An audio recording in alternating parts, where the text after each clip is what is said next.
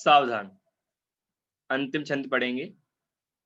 इह विधि मंगल करन ते सब विधि मंगल होत उदंगल दूरि सब तम ज्यों भानु ध्योत।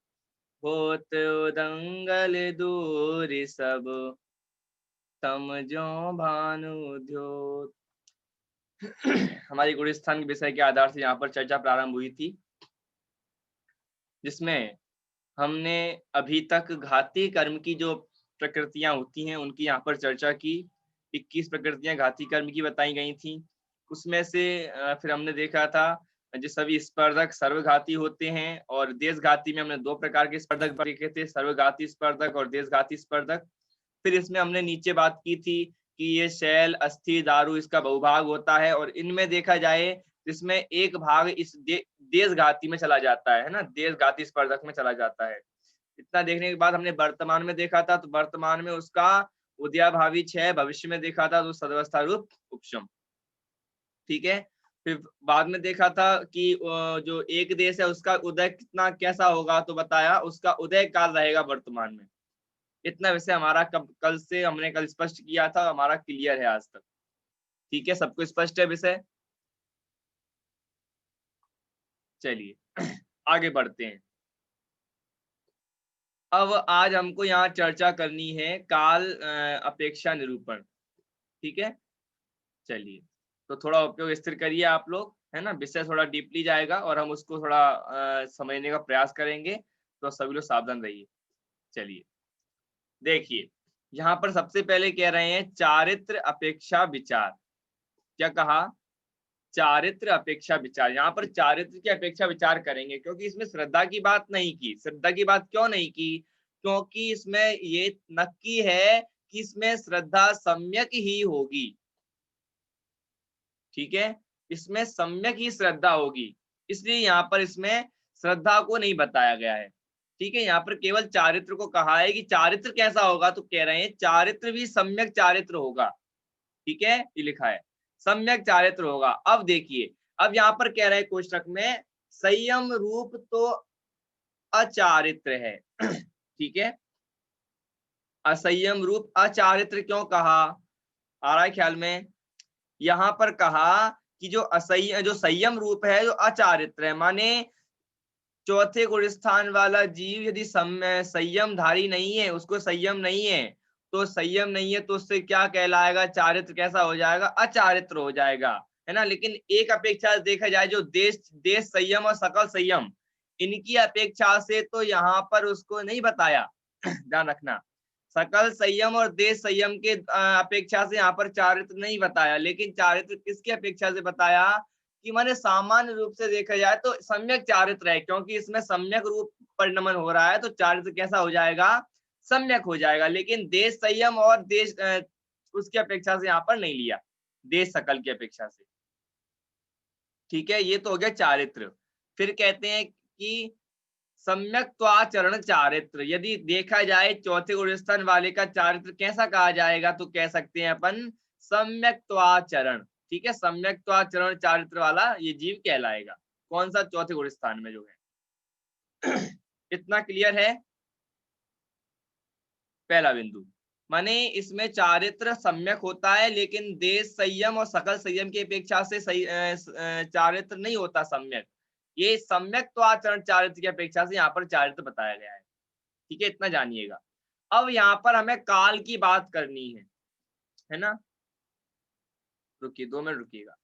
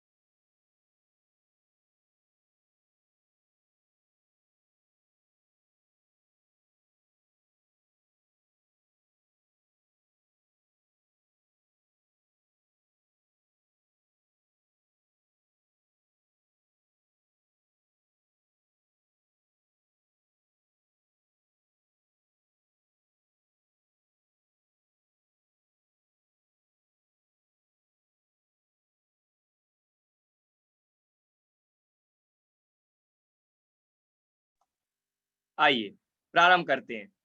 देखिए देवगति, ठीक है, क्लियर हो रहा है, समझ में आ रहा है क्या कह रहा हूं मैं?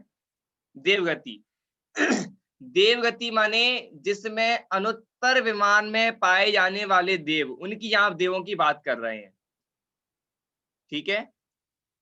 कौन से देव? अनुत्तर विमानों में पाए जाने वाले। मेरी आवाज आ रही है? अच्छा, अभी जो मैंने समझाया वो उसमें आवाज नहीं आ रही थी, है ना? मैं बोलते जा रहा था लेकिन आप लोगों को सुनाई नहीं दे रहा था। समझ गया मैं, ऊपर की लाइन रह गई। मतलब देखिए इतना जानिए, मैं अभी आपको समझा देता हूँ। ये चौथे उड़ीय स्थान में 4 गति के जीव होते हैं, ठीक है। 4 गति के जीव होते हैं, चौथे उड़ीय स्थान में 4 गति के जीव हो सकते हैं। अब देखिए चारों गतियों के जीवों का बता रहे हैं कि उनका यदि जघन्य काल देखेंगे, कम से कम वो जीव चौथे गुणस्थान में आएगा तो कम से कम अंतर मुहूर्त तक तो उस गुणस्थान में रहेगा ही, ठीक है। चारों ही गतियों की अपेक्षा बता रहे हैं कि चारों ही गति के जीव यदि इस गुणस्थान में किसी में आएंगे, इस चौथे गुणस्थान में, तो कम से कम समय तक यदि रहेंगे तो अंतर मुहूर्त समय तक तो वो इस गुणस्थान में रहेंगे ही, ठीक है। एक बात अब इसमें बात प्रारंभ करते हैं। देखिए सबसे पहले बताया देवगति। अब यहाँ पर देवगति में किसकी बात कर रहे हैं? अनुत्तर, जो अनुत्तर विमानों में जो देव पाए जाते हैं, आ रही बात ख्याल में? जो अनुत्तर विमान होते हैं 5 प्रकार के, उनमें जो देव पाए जाते हैं उनकी बात कर रहे हैं। तो कह रहे हैं उन देवों का उत्कृष्ट काल कितना होता है? कितना होता है? एक समय कम 33 सागर। कितना होता है? एक समय कम 33 सागर। अब अपन को समझना है ना, आप लोग बिल्कुल उपयोग स्थिर करिएगा, इसको समझना पड़ेगा पहले अपन को।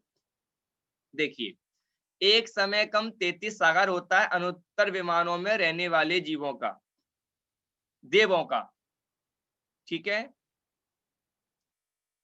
बोलिए रचना जी, क्या कहना चाह रही हैं? 1 रुपए दिखा रही हैं। भैया जी मैं ये कह रही थी कि जो स्क्रीन आपने ना डाउन कर दिया उसको बस ही लगा देगा फिर से। नहीं, अभी अपन को ऐसे वैसे बात नहीं करेंगे, ऐसी ही बात करेंगे ये अपन, क्योंकि वो सबको भारी भारी पड़ जाएगा, क्या दिखा रहा है ये। अब एक एक करके दिखाएंगे सबको क्या क्या चीजें। बाद में आप नोट करा दूंगा आप लोगों को, टेंशन मत लीजिए। अभी मैं मात्र समझ से जाइए मैं क्या बता रहा हूँ, है ना। देखिए देवगति है ना, अब अपन देवगति के काल देख रहे हैं, देवगति का उत्कृष्ट काल देख रहे हैं, क्योंकि जघन्य काल तो बता दिया एक समय, मैंने जघन्य काल तो एक समान बता दिया। क्या बताया जघन्य काल? कि उनका जघन्य काल अंतर्मूर्त होता है। चौथे गुणस्थान में जो भी जीव आएगा कम से कम जघन्य काल उसका अंतर्मूर्त रहेगा ही, खत्म, ठीक है। अब यहाँ पर जो हम पहले जो हमने काल देखे थे गुणस्थानों के, उसकी अपेक्षा थोड़ा अंतर आएगा इसमें। अब इसको समझना है अपन को, ठीक है। आइए देखते हैं, ये हो गई अपनी देवगति, ठीक है। अब इस देवगति में अपन ने क्या देखा? एक समय कम 33 सागर। इन देवों का क्या होता है? उत्कृष्ट काल होता है देवगति वाले जीवों का। कितना होता है? एक समय कम 33 सागर। याद रखना, ये बिंदु लिख लो आप लोग, एक समय कम 33 सागर, ठीक है। अब देखिए अगला पॉइंट, सामान्य से साधिक 33 सागर। देखिए साधिक 33 सागर इनकी आयु बताई गई है। किनकी? चौथे गुणस्थान वाले जीवों की। कितनी आयु बताई गई है? साधिक 33 सागर। अब मैं जो बोल रहा हूं बिल्कुल एक एक बिंदु पर ध्यान दीजिएगा, है ना, हम सभी बिंदु को स्पर्श करते चलेंगे। अब मैं जो बोल रहा हूं वो सुनिए। अभी मैं बोलूंगा वो आपके सामने आएगा। जैसे कोई भावलिंगी मुनिराज हैं, क्या कहा? कोई भावलिंगी मुनि हैं, वो 6वें 7वें गुणस्थान में झूल रहे थे। क्या कर रहे थे?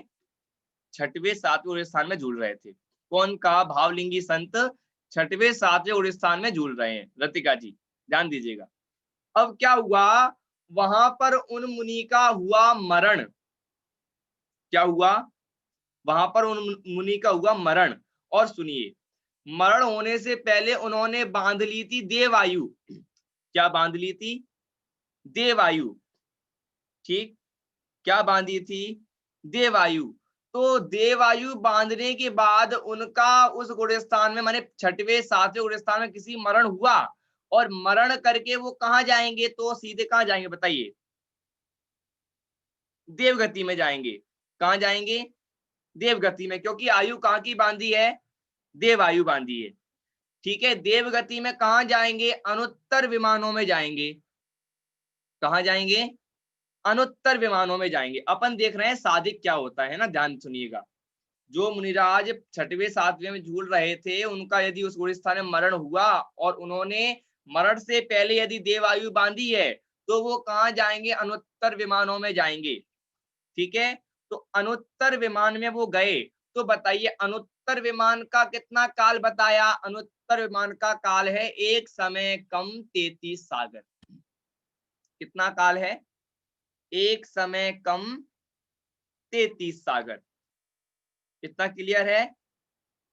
अब सुनिएगा, अब एक समय कम 33 सागर, वहां पर वो देवगति में रहे। सुनिए, चौथा गुणस्थान अभी भी है उनको, चौथा गुणस्थान है, और वहां पर उन्होंने अपना पूरा काल व्यतीत किया। कितना काल व्यतीत किया, एक समय कम 33 सागर।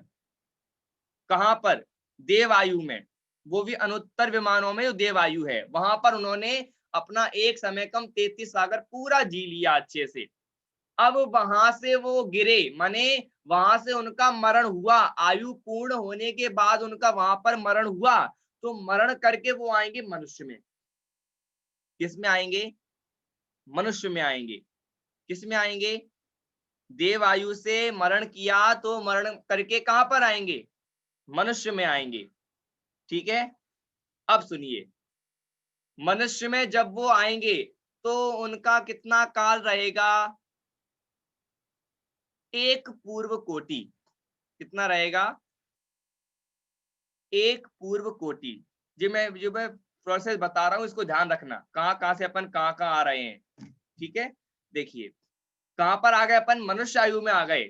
देव आयु से मरण हुआ तो मनुष्य में आए, मनुष्य में क्या हुआ फिर, मनुष्य में आए तो मनुष्य में उसका समय कितना बताया, एक पूर्व कोटि।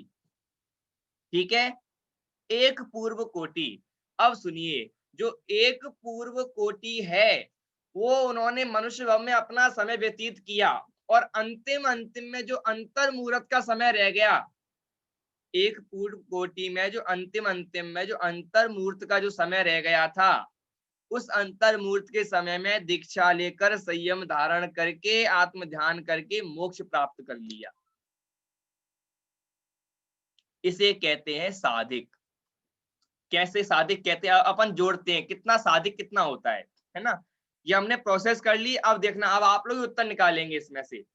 देखिए, सबसे पहले ध्यान, मेरी बात ध्यान से सुनिएगा, तो वैसे आपको बीच में गड़बड़ हो जाएगी बिल्कुल। ठीक है, सुनिएगा ध्यान से। देखिए, वहां पर ऊपर देखा जाए तो एक समय कम 33 सागर, वो जोड़ लिया, जोड़ लिया, एक समय कम 33 सागर। फिर यहाँ पर मनुष्य भाव में आए तो मनुष्य भाव में कितना है, एक पूर्व कोटि। अब एक पूर्व कोटि में भारती जी अंतर मुहूर्त का समय तो वो आत्म ध्यान में चला गया, दीक्षा में चला गया, तो उसको अपन नहीं जोड़ेंगे। वो अंतर मुहूर्त का समय कम कर दो, तो कितना हो जाएगा बताइए। आ रही है कुछ बात ख्याल में कि मैंने क्या बोला, ऊपर का एक समय कम 33 सागर देवायु में रहे, उसका पूरा जोड़ना पड़ेगा। मनुष्य आयु में आए तो मनुष्य आयु का अपन को एक पूर्व कोटि में से एक अंतर मुहूर्त हटा दो, तो क्या आ जाएगा, आप क्या बोलेंगे उससे अपन, एक पूर्व कोटि में अंतर मुहूर्त कम एक समय 33 सागर। क्या बात, क्या कहा, कौन बोल सकता है इसको। मैं फिर से बोलता हूं, एक पूर्व कोटि में अंतर मुहूर्त कम। एक पूर्व कोटि माने मनुष्य भाव में जो एक पूर्व कोटि आयु थी, उसमें अंतर मुहूर्त कम, इतना बोला। अंतर मुहूर्त कम करने के बाद फिर एक समय कम 33 सागर, इसे कहेंगे साधिक 33 सागर। कौन कौन समझ गया।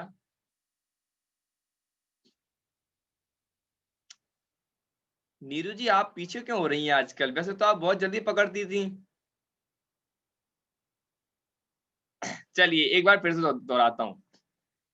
मुनिराज छठवें सातवें और स्थान में थे। वहां पर क्या हुआ भारती जी, रचना जी? मरण हुआ। मरण हुआ। मरण करके कहां पर गए? यदि उन्होंने देव आयु बांधी होगी तो मरण करके कहां जाएंगे? देवों में जाएंगे। देवों में भी कहां पर? अनुत्तर विमान के देवों में।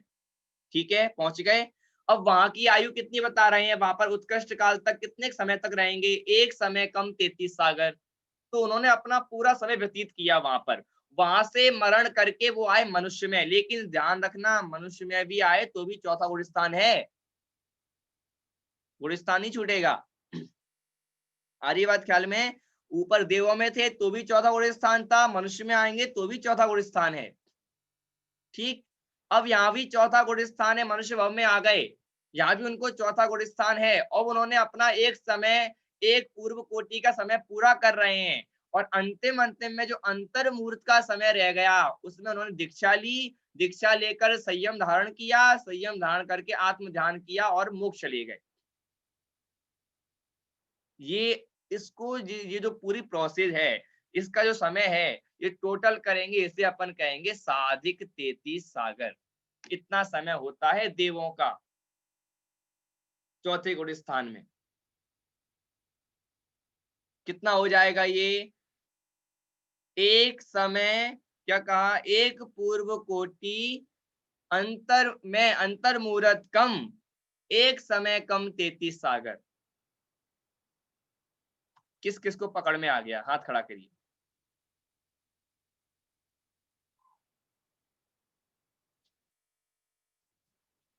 चलिए बहुत सुंदर, मतलब आप लोगों को पकड़ में आ गया विषय, है ना? चलिए इतना ये देखिए। अब जो हमने ही बोला है ना, अब ये आपको स्क्रीन पर दिखा देता हूँ। ठीक है, ये साधिक 33 सागर क्या होता है आप लोग देखेंगे, आप लोगों को खुद बताएंगे क्या है ये। देखिए देखिए विशेष, है ना? क्या बता रहे हैं देखिए। मुनिराज मरण करके, मुनिराज मरण कर, कहां कहां से मरण कर? मुनिराज का कहां से मरण हुआ? छठवें सातवें में, पहला बिंदु। ठीक है, यहाँ पर शॉर्ट में बता रहे हैं कैसा, कहां पर मरण हुआ। फिर एक समय कम 33 सागर कहां पर रहे? देवों में। कौन से? अनुत्तर विमानवासी देवों में। ठीक है, इतना क्लियर है। छठवें सातवें मरण किया और एक समय कम 33 सागर में ऊपर रहे देवों में, वो भी देवों में कौन से? अनुत्तर विमानवासी देव। ठीक है, रतिका जी, कोमल जी, हो गए देव। अब यहां से आइए, फिर अगला बिंदु है एक अंतर मुहूर्त कम। अब एक अंतर मुहूर्त कम कह रहे हैं संयम धारण अंत में। मनुष्य भव में आए, मनुष्य भव का समय कितना था? एक पूर्व कोटि। एक पूर्व कोटि के अंत अंत में एक अंतर मुहूर्त में क्या किया? संयम धारण अंत में, माने अंत में दीक्षा ली, संयम धारण किया, आत्म ध्यान किया, मोक्ष ले गए। ठीक है, तो एक पूर्व कोटि वर्ष अधिक मनुष्य भव। अब इसमें कह रहे हैं कि देव की यदि पूरी आयु जोड़ी जाए मोक्ष तक, चौथा गुणस्थान कब तक इस जीव को रहेगा? तब तक कह रहे हैं कि मनुष्य की जोड़कर अपन बात करेंगे तो कितना बैठेगा? टोटल करेंगे तो साधिक 33 सागर। और साधिक 33 सागर का खुलासा करके बात करेंगे तो एक पूर्व कोटि में अंतर मुहूर्त कम, एक समय कम 33 सागर। किस किस को स्पष्ट हो गया?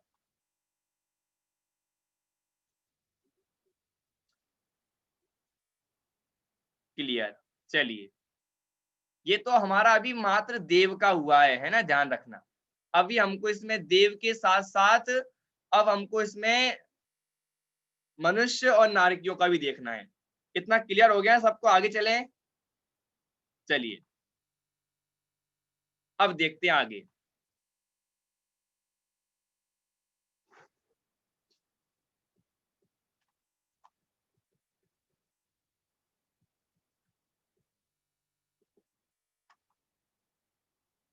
देखिए मनुष्य का बता रहे हैं। मनुष्य का कह रहे हैं कि साधिक 3 पल्य। कितना है मनुष्य का? साधिक 3 पल्य। देखना, यहाँ पर जो मनुष्य की बात कर रहे हैं, यहाँ पर कर्म भूमि के मनुष्यों की बात करेंगे और भोग भूमि के मनुष्यों की बात करेंगे। ठीक है, अब मैं आप लोगों को शॉर्ट में बता देता हूं कुछ 2 मिनट में।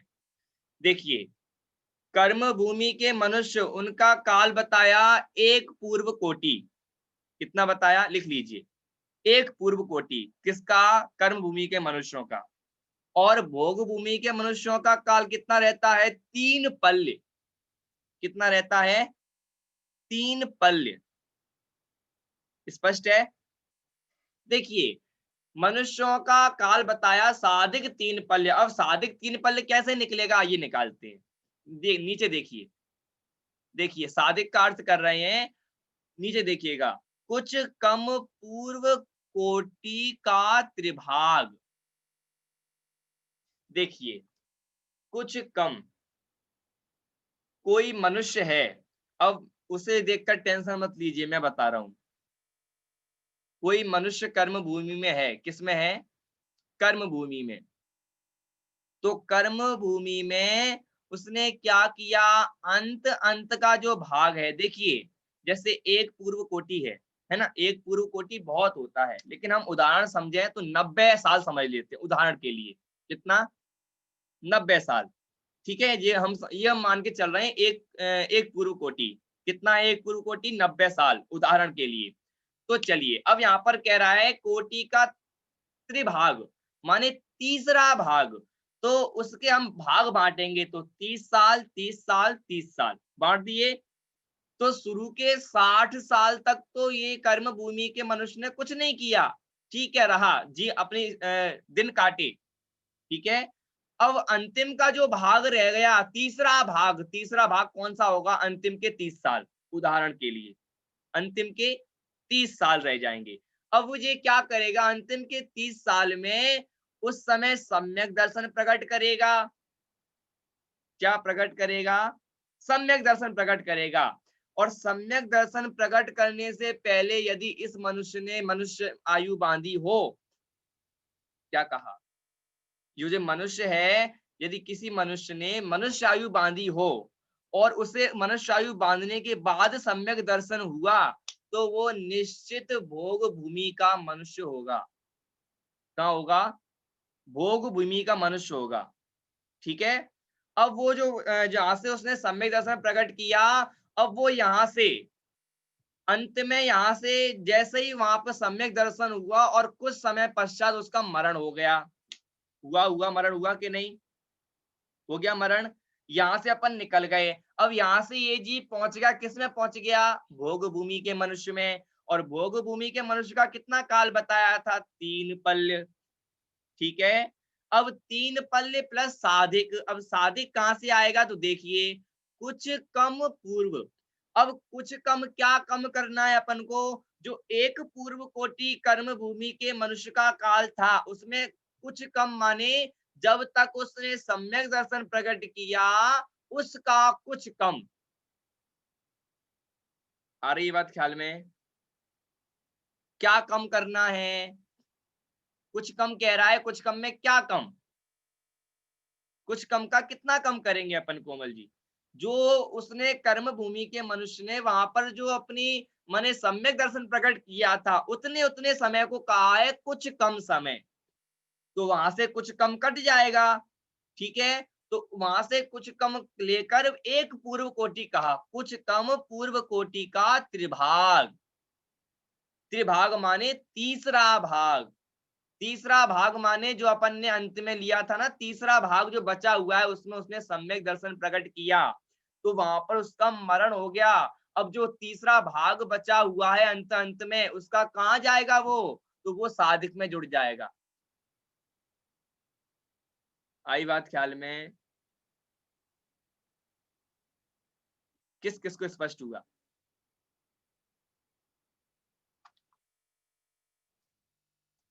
कौन कौन बता सकता है, चलिए कविता जी, चलिए एक बार फिर से देखते हैं ना, अब आप उपयोग स्थिर करिएगा बिल्कुल। पूनम जी, भिंड, है ना, घबराइए मत आप लोग, एक एक बिंदु हम आराम से देखते हैं ना, कुछ नहीं है इसमें। जैसे कोई मनुष्य है, स्क्रीन मत देखिएगा, है ना, स्क्रीन पर मत देखिएगा।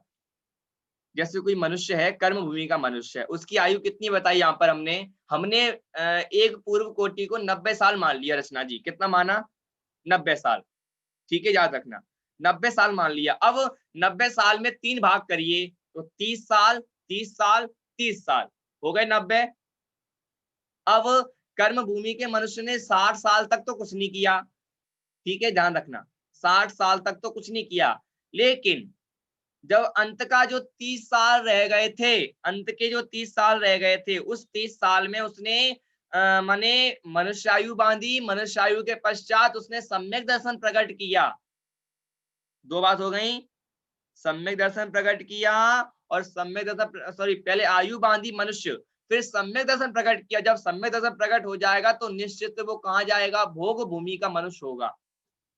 ठीक है, कहाँ होगा? भोग भूमि का मनुष्य होगा जाकर। अब वो यहाँ से वो जी सम्यक दर्शन हुआ और कुछ समय बाद मरण हो गया।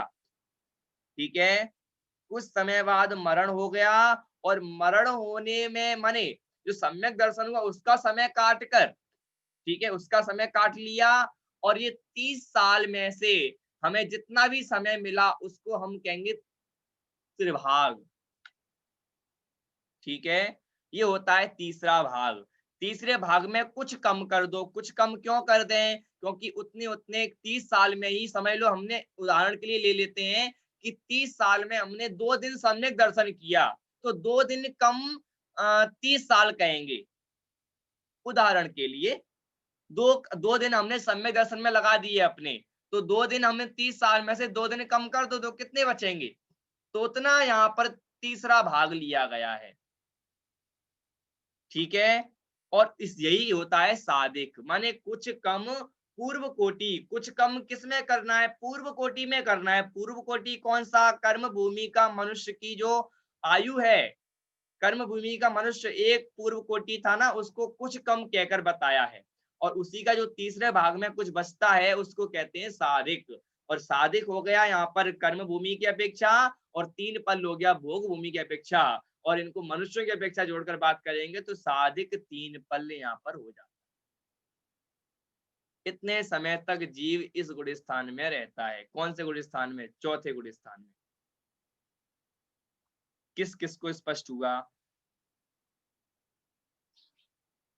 हाथ खड़ा करिए एक बार।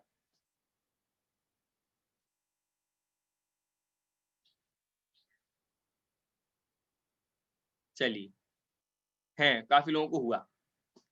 ठीक है, हम रात में थोड़ा रिवीजन ले लेंगे तो और स्पष्ट हो जाएगा। अभी हम क्या करते हैं, हम मनुष्य और जो नारकी और तिर्यंच भी देख लेते हैं एक बार। ठीक है, सोच रहे हैं एक कक्षा में ही पूरा विषय हो जाए। चलिए,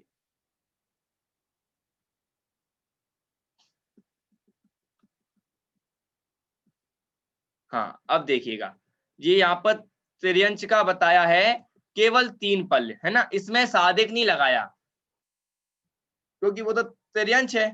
ठीक है, अब आगे की आयु को वो तो बाद का है, लेकिन यहाँ पर सामान्य रूप से इतना जानना कि तिर्यंच की उत्कृष्ट आयु इसमें यदि चौथे स्थान में रहेगी तो 3 पल्ले तक रहेगी। यहाँ पर साधिक वाधिक की बात नहीं की। ठीक है, ध्यान रखना इसका, है ना, ध्यान रखना इसका कि तिर्यंच में मात्र 3 पल्ले इसका उत्कृष्ट काल लिया गया। इतना आप लोग नोट कर लीजिए। अब हमको बात करनी नारकी के विषय में। नारकी में थोड़ा स्पष्टीकरण है, उसको अपन देख लेते हैं। ये हो गई नरक गति। ठीक है, सब जानते हैं इसको, सब होकर भी आए होंगे।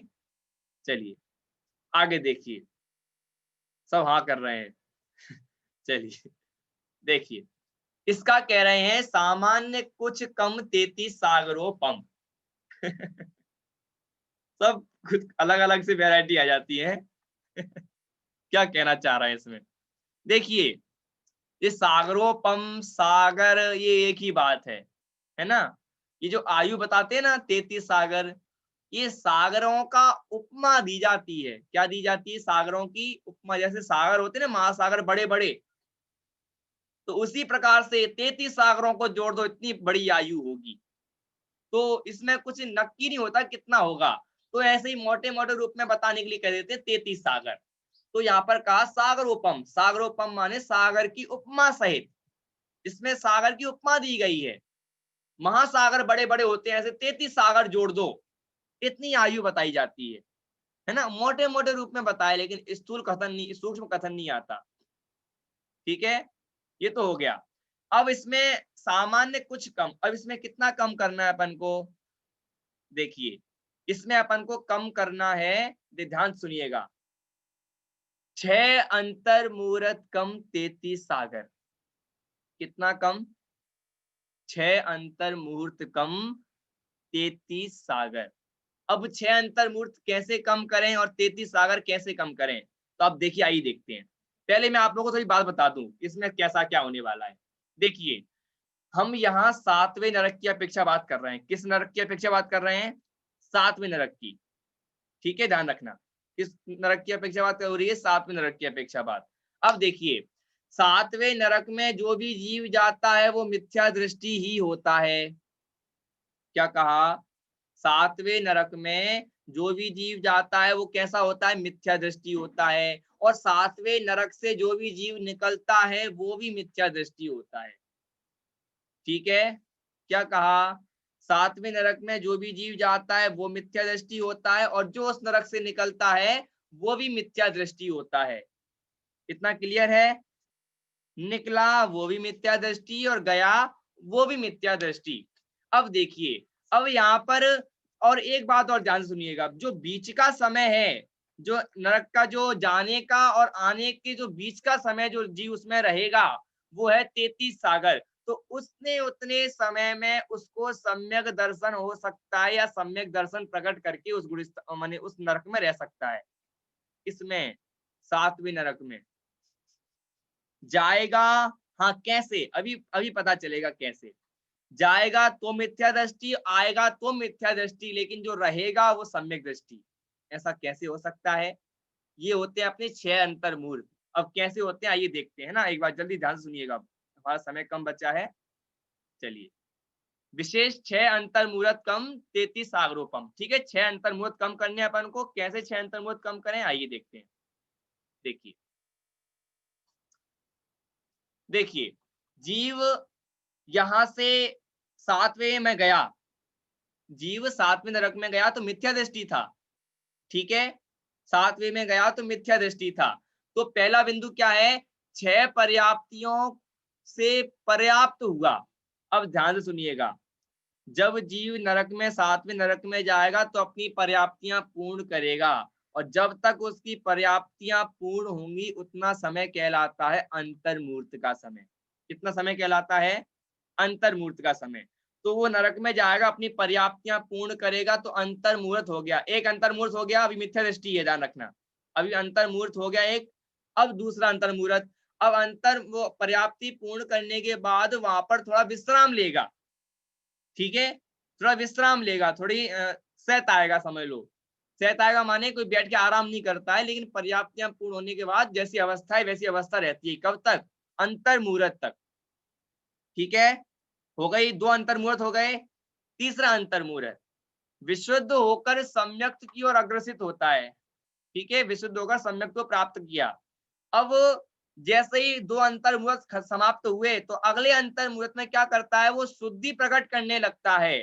तो शुद्धि प्रकट करके सम्यक तो सम्यक दर्शन प्रकट करता है, उसमें अंतर्मुहूर्त लग जाता है। तो 3 अंतर्मुहूर्त तो हो गए जाने से, जाने में 3 अंतर्मुहूर्त तक मिथ्या दृष्टि रहा, और अंदर पहुंचा तो सम्यक दर्शन प्रकट कर लिया, तो वहां पर अंतर्मुहूर्त कम नहीं होगा। अब लौटने की बात करते हैं, लौटेगा कैसे, देखिए चौथा बिंदु, आयु के अंत में मिथ्यात्व को प्राप्त। जब आयु का अंतिम अंतिम 3 अंतर्मूर्त रह जाएंगे, तो 3 अंतर्मूर्त में जो पहला अंतर्मूर्त होगा उसमें वो क्या करेगा, अपनी मिथ्यात्व को बांधेगा। ठीक है, सम्यक दर्शन हो गया, अब फिर अपने मिथ्यात्व को बांधेगा बाहर निकलने के लिए, उसकी जब आयु पूर्ण हो जाएगी उसके अंदर तब। ठीक है, 33 सागर में से अंतिम अंतिम के जो 3 अंतर्मूर्त है उसमें क्या करेगा, अपनी मिथ्यात्व को बांधेगा बाहर निकलने के लिए। और फिर 5वां बिंदु, फिर आगे क्या करेगा, आगामी भव की आयु बांधेगा, फिर अगले भव में जो आयु उसको होगी उस आयु को बांधेगा। ठीक है, आगे कहाँ जाना है, उस आयु को बांधेगा, तो उसमें अंतर्मुहूर्त लगेगा। अंतर्मुहूर्त आयु बांधने में लग गया, अंतर्मुहूर्त मिथ्यात्व में लग गया, और एक अंतर्मुहूर्त लगेगा कि वहां से निकलने में अब थोड़ा विश्राम करेगा, विश्राम करके निकल जाएगा। और विश्राम करेगा उतने देर में अंतर्मुहूर्त यहाँ पे लगेगा। तो 3 अंतर मुहूर्त तो जाने के हो गए और 3 अंतर मुहूर्त जाने आने के रास्ते हो गए। क्लियर हो गया विषय पूरा? किस किस को स्पष्ट हुआ? हाथ खड़ा करिए। चलिए, अब इसमें जो विशेष चर्चा होगी अपन इसको बाद में करेंगे। ठीक है, अभी विराम लेते हैं। सहजानंदी शुद्ध स्वरूपी अविनाशी हूँ आत्म स्वरूप। सहजानंदी शुद्ध स्वरूपी अविनाशी हूँ आत्म स्वरूप। सहजानंदी शुद्ध स्वरूपी अविनाशी हो आत्म स्वरूप। चलिए विराम लेते हैं।